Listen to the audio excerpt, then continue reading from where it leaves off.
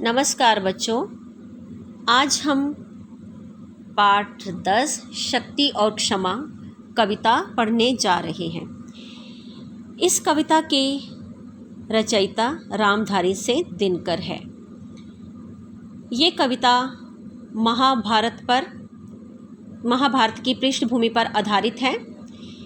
इस कविता में भीष्म पितामह ने युधिष्ठिर को यह समझाया है कि क्षमा, दया, तप, त्याग आदि श्रेष्ठ गुणों का लोग तभी सम्मान करते हैं जब आपके पास शक्ति हो। शक्ति के बिना ये गुण आभाहीन होकर रह जाते हैं। आभाहीन होकर रह जाते हैं मतलब बिना शक्ति के ये जो गुण है इनका कोई महत्व नहीं रह जाता। क्षमा, दया, तप, त्याग, मनोबल सबका लिया सहारा, पर नर व्याघ्र सुधोधन तुमसे कहो कहाँ कब हारा। भीष्म पितामह जी युधिष्ठिर को संबोधित करते हुए कह रहे हैं कि हे धर्मराज, तूने क्षमा, दया, तप और त्याग सभी का सहारा लिया। मनोबल होता है मन की शक्ति, मन की शक्ति सबका सहारा लिया।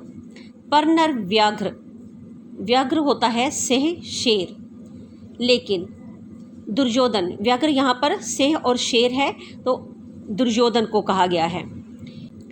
कौन? सुधोधन नर व्याघ्र के रूप में ये दुर्योधन को संबोधित किया गया है कि हे युधिष्ठिर, दया, तप, त्याग, मनोबल सभी के होते हुए दुर्योधन तुमसे नहीं हारा। क्षमाशील हो रिपु समक्ष तुम विनत हुए जितना ही, दुष्ट कौरवों ने तुमको कायर समझा उतना ही।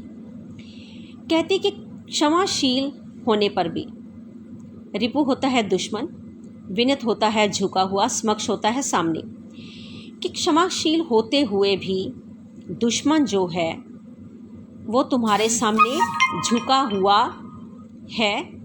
दुष्ट कौरवों ने तुमको कायर समझा उतना ही। जितना तुम क्षमाशील होते हुए, जितना तुम दुश्मन के आगे झुके, नम्र हुए, उतना ही दुष्ट कौरव उन्होंने तुमको कायर समझा।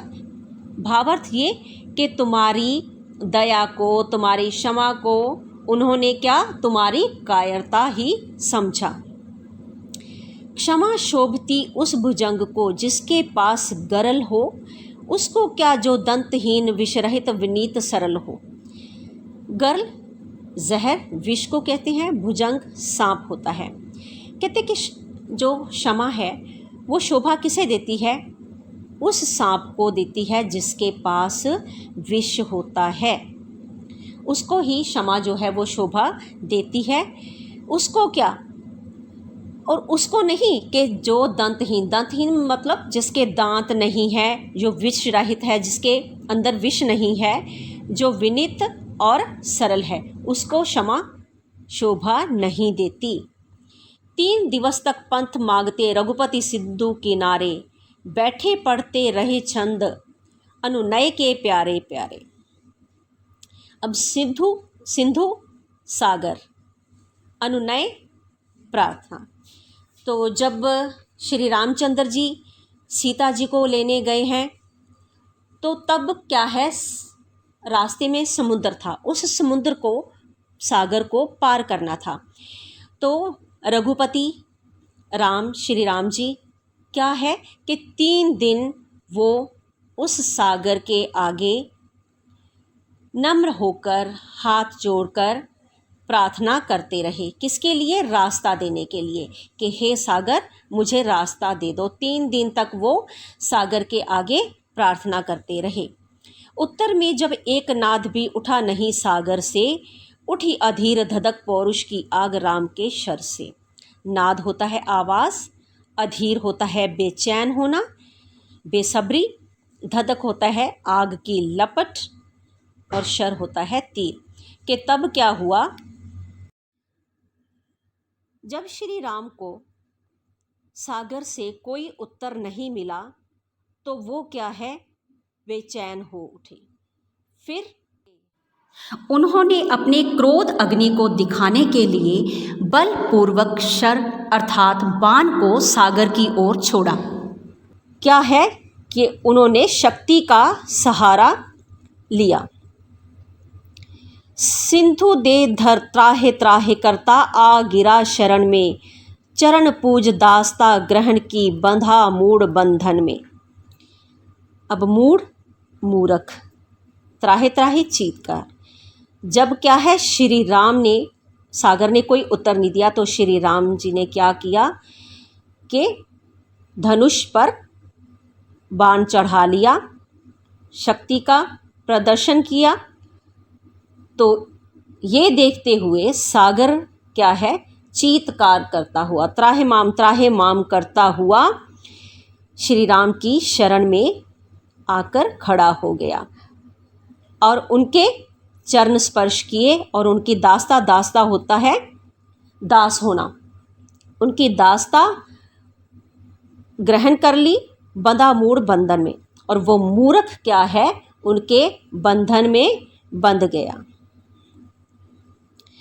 सच पूछो तो शर से ही बसती है दीप्ति विनय की, संधि वचन संपूज्य उसी का जिसमें शक्ति विजय की। दीप्ति प्रकाश, संपूज्य पूजा के योग्य। कहते कि सच पूछो, शर होता है कि तीर में ही जो है दीप्ति के विनय की, विनय क्या होता है नम्रता के, नम्रता का प्रकाश जो है वो तीर, तीर यहाँ पर शक्ति का प्रतीक, कि शक्ति में ही प्रकाश जो है वो बसता है। संधि वचन संपूज्य उसी का जिसमें शक्ति विजय की, और वो पूजा के योग्य है, वो पूजा के योग है जिसमें विजय, जीत प्राप्त करने की शक्ति हो। सहनशीलता क्षमा दया को तभी पूजता जग है, बल का दर्प चमकता उसके पीछे जब जगमग है। दर्प में नहीं होता है गौरव। कहते कि सहनशीलता जो होती है, क्षमा जो है, दया जो है, संसार तभी उसको पूजता है जब क्या है बल का दर्प चमकता उसके पीछे, कि उसके पीछे किसके पीछे, सहनशीलता क्षमा और दया के पीछे किसका बल हो, गौरव का। बल का दर्प चमकता उसके पीछे जब जगमग है, कि जब इन तीनों के पीछे सहनशीलता क्षमा और दया के पीछे बल का गौरव हो, तभी ही ये महत्वपूर्ण है, तभी ही इनका महत्व है। धन्यवाद।